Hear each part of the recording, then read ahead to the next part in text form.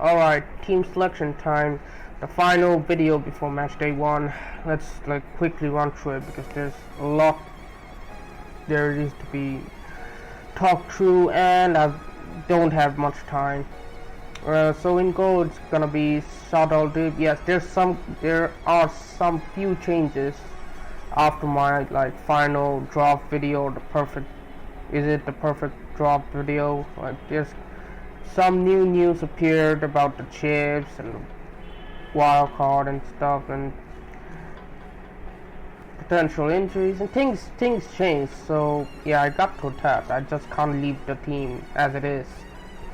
So in goal is SHEEB, the goalkeeper, and along with him is COSTA.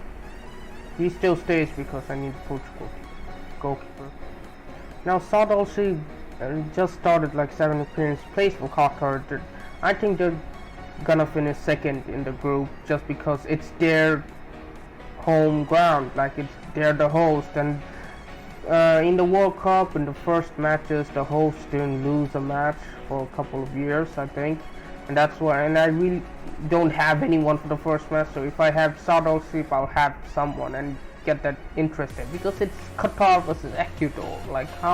How interesting am I gonna get without any players in my fantasy team from that match? So I just have one of them forcefully, and just SAAD seems like the perfect one because he's a goalkeeper. It's not a very important position, and he's just 4 million. And the main one is Diego Costa because that Portugal defense will come good. There's lots of players in the Portugal team: Cancelo, Diaz, Guerrero, Dalot. There's lots of defenders, and they defend stars in their clubs, and they're gonna do really well defensively. The manager is a defensive coach as well. And Diego Costa's heroics in the Champions League group stage I just want to pick him mainly because of that. So he's in. In the back line there's TRIPPIER, Dumfries, MESSI, and Shaw at the back, and in the bench there's Laporte. There's a new face in the team as well, another new face in the team. As before, their England team are a really solid defensive unit. So I've got to own at least 2 of them, and TRIPPIER is, I think now it's nailed because Walker, I don't know if he's fully back, and if they play at back 3 and TRIPPIER will play as a wing back because Walker will slid in as the 3rd center back, so he's in. Next is Denzel Dumfries, and again he's very attacking. He plays almost like a natural winger at times. He goes into the heart of the opposition defense and just plays wherever he wants. He just bombs forward so much. He's doing the same thing at Inter, and he's just gonna do the same thing at the Netherlands team. He's a solid pick. Next is Joachim MESSI. MESSI 4.5. Denmark is a really solid side, just 4.5. He's gonna come in really well. He's really highly owned as well because everyone remembers what he did in the Euros as well. He's straight in the team. And next is Luke Shaw, the other England defender. He also stays. He's guaranteed. He is nailed on that left side. No one is better than him on the left side for England right now. And he also got some assists as well in the World Cup qualifiers, and also got a goal in the Euros finals as well, and he always turns up for England.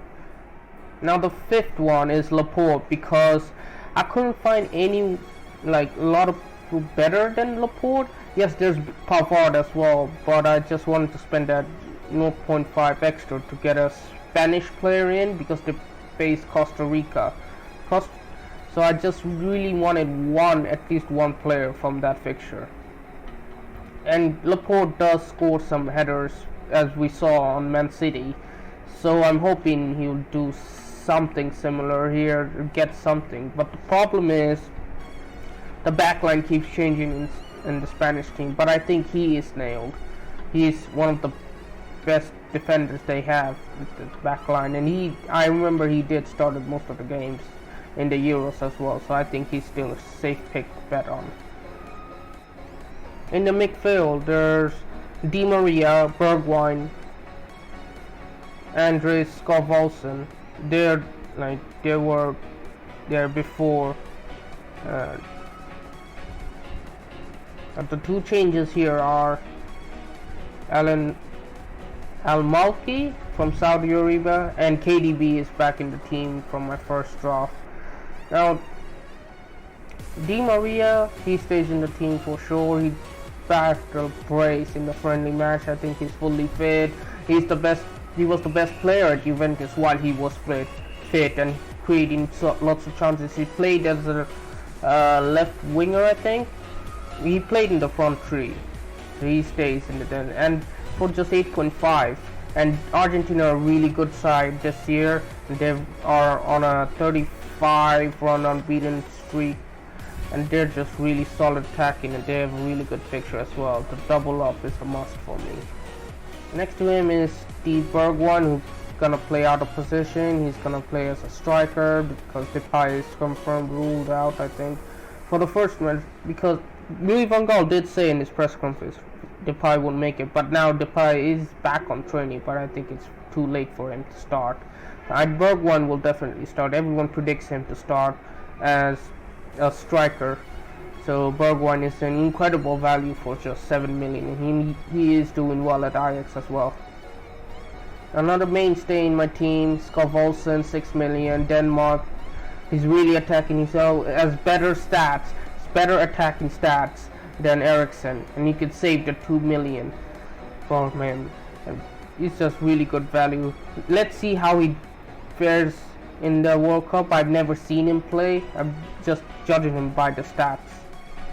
And the big name change in my team is bringing back Kevin De Bruyne, because I don't see anyone better than him in the midfield right now, just because in this game they reward key passes. Every 2 key passes gets a point, and Kevin De Bruyne is just gonna be full of those. Even though I don't think he'll score much, but he'll create a lot of chances, and within those chances there's gonna be a lot of key passes. So he's gonna still rack up the points, and he's really highly owned as well. So yeah, this is why he's in my team, back in my team. I just don't know how Belgium will fare in this World Cup, but I hope Kevin De Bruyne at least does well. Next is Al-Malki. He's just 3.5. That's why he's in. He's just a fodder.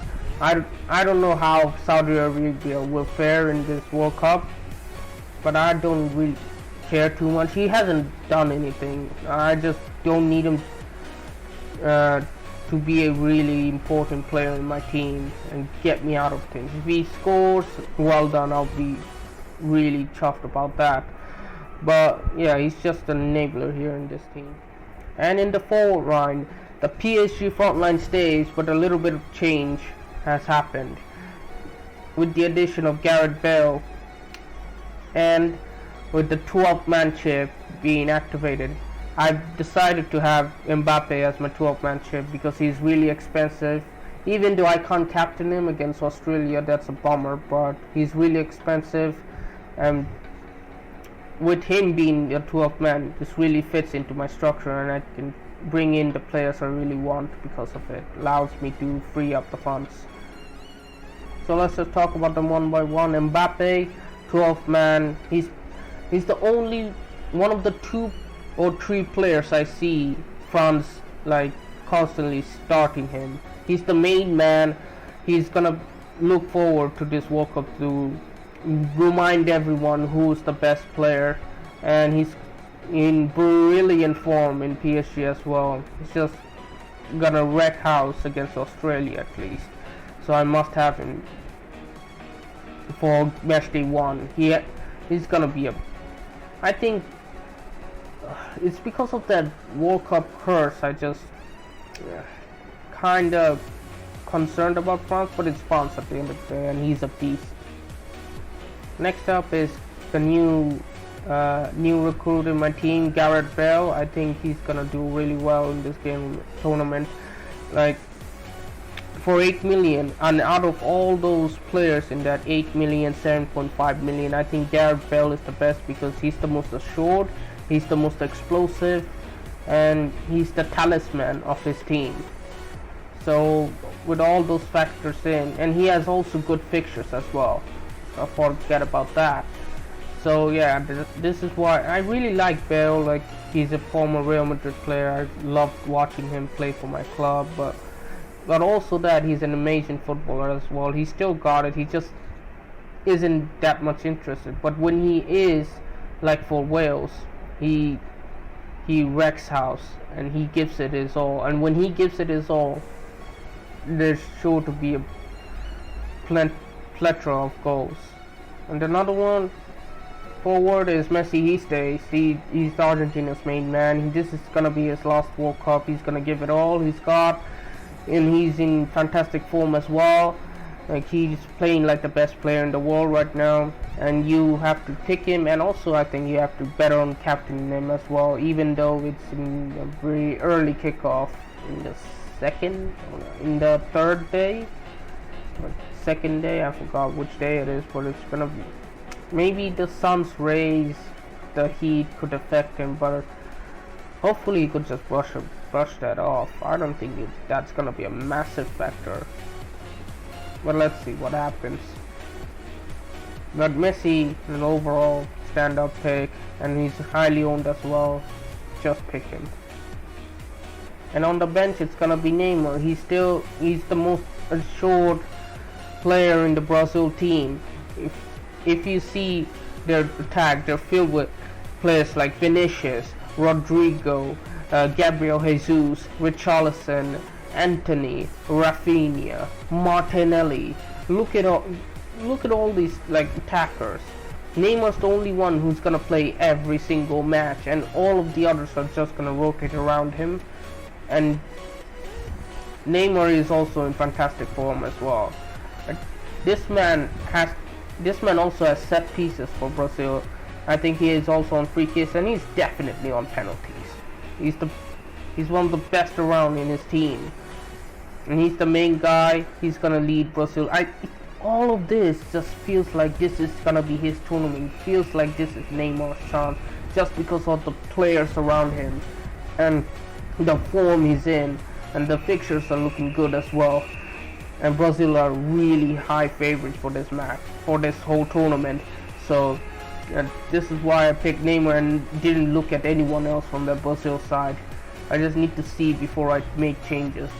The Brazil team is a wait and watch in terms of fantasy team, but you can pick Neymar. Neymar is the solid pick out of the whole bunch. Now this is my team selection. This could probably be my team. There could be changes here or there, but they're gonna be minor changes if I get any further new news. But I just feel like this could be the team. And I said that last time, but a lot of things have changed, so we can't tell. So yeah, hopefully you like the video. You can follow me on Twitter if you want to keep up to date with my team. I always post my team on Twitter with a unique graphics lineup, what the clubs and teams do, that graphical lineup thing.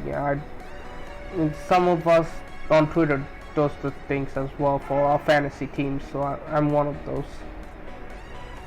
As for my plans, I'm gonna hit the wild card after the Matchday 1 deadline. And no wait, sorry. I'm after the Matchday 2 deadline, and I'm gonna use like 2 free transfers within the Matchday 1. So the plan is, in Matchday 1, during the whole Matchday 1, I'm gonna use up those 2 free transfers, and then after Matchday 2 deadline hits, I'm gonna activate the wild card and keep on changing my team between the rounds. And also just before Matchday 3 deadline, I'll restructure my team again for Matchday 3. That's how the wild card works right now. You can change your team during the match day, but only change the players who are unlocked.